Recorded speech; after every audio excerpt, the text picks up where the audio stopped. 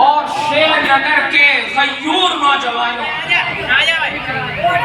اس خدائے وحدہ لا شریک لہ کا بے پناہ فضل و احسان ہوا اور کرم ہوا کہ اس نے اس دینی مجلس کے اندر ہم سب کو شریک ہونے کی سعادت عطا فرمائی۔ یہ دینی جلسے کیا ہے، ان کی اہمیت اور افادیت کیا ہے، اس کا اندازہ آپ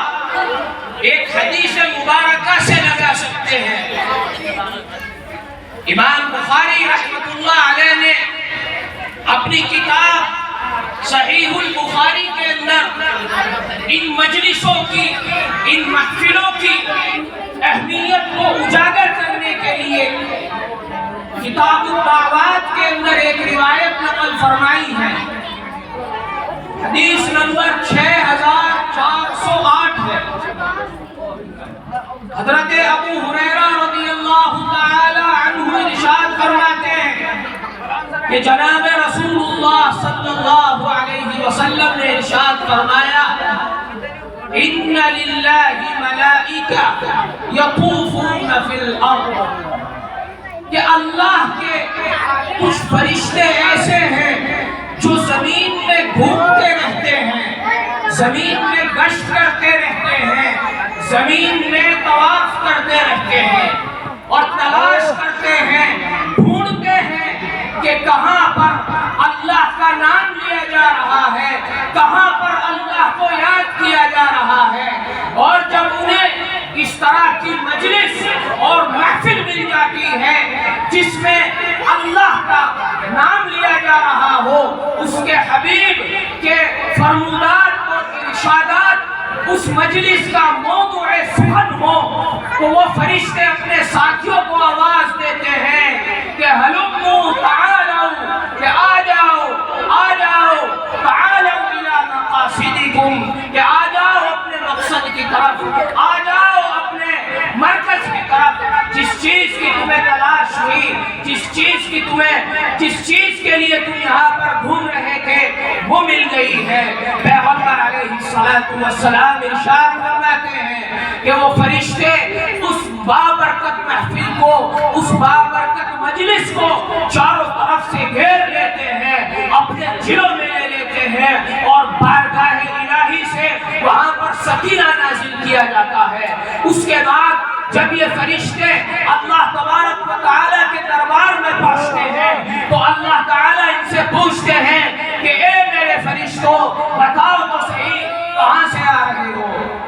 حالانکہ اللہ تعالیٰ کو سارا علم ہے، وَهُوَ أَعْلَمُ بِهِمْ، آقا فرماتے ہیں اللہ کو سب علم ہے، لیکن اللہ رب العزت والجلال ان فرشتوں سے پوچھتے ہیں،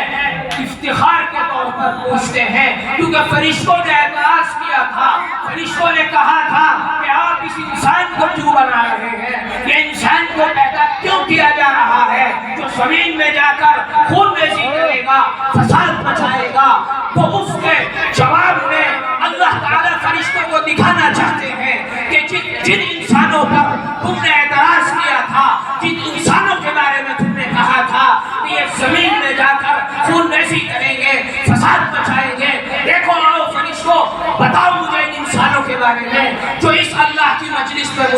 موجود ہیں، جو اللہ کے نام پر مجلس منعقد کی گئی ہے، قرآن کی نسبت سے مجلس منعقد کی گئی ہے، رسول اللہ صلی اللہ علیہ وسلم کی نسبت سے اس مجلس کا انعقاد کیا گیا ہے، اعلاء کلمت اللہ کے لیے اس مجلس کو منعقد کیا گیا ہے۔ تو اللہ تبارک و تعالیٰ پوچھتے ہیں کہ فرشتوں بتاؤ کہ تم نے میرے بندوں کو کیسا پایا، وہ کیا مانگ رہے تھے مجھ سے، وہ کس چیز سے پناہ مانگ رہے تھے؟ تو فرشتے بارگاہ الہی میں عرض کرتے ہیں کہ باری تعالیٰ ہم نے تیرے بندوں کو پایا، یسبحونک ویکبرونک ویحمدونک، باری تعالیٰ ہم نے تیرے فرشتوں کو پایا کہ وہ تیری تسبیح بیان کرتے ہیں، کہ وہ تیری تعریف کر رہے ہیں، تیری بڑائی بیان کر رہے ہیں، ہم ان سے انسانوں کے پاس سے آ رہے ہیں۔ پھر باری تعالیٰ پوچھتے ہیں کہ فرشتوں بتاؤ کیا ان بندوں نے مجھے دیکھا ہے؟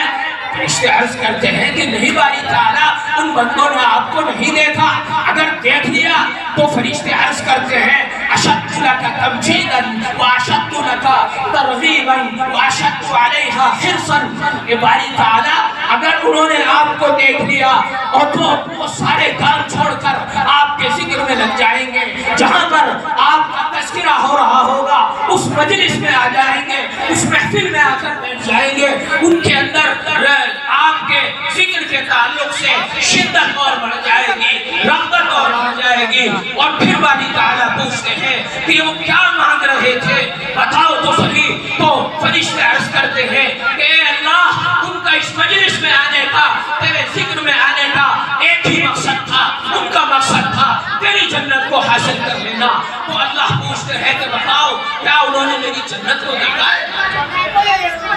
تو باری تعالیٰ کے سامنے فرشتے عرض کرتے ہیں کہ نہیں اللہ انہوں نے تیری جنت کو نہیں دیکھا ہے. تو